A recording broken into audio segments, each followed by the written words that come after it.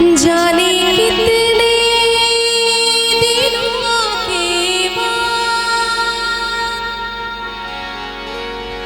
गली में आज चांद निकला, गली में आज चांद निकला, गली में आज चांद निकला।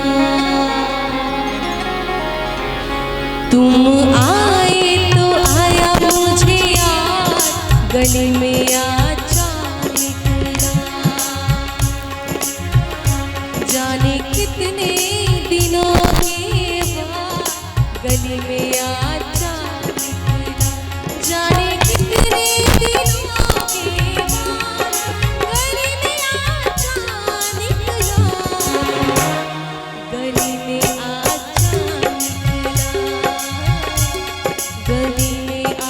चांद निकला,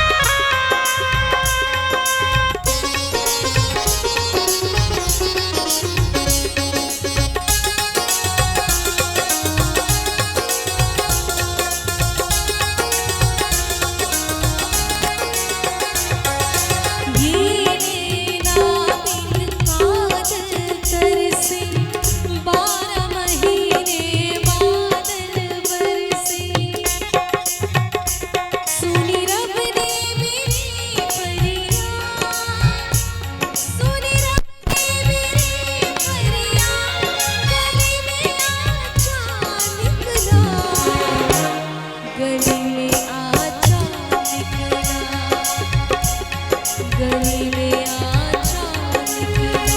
जाने कितने दिनों के बाद गली में आज चांद निकला, गली में आज चांद निकला।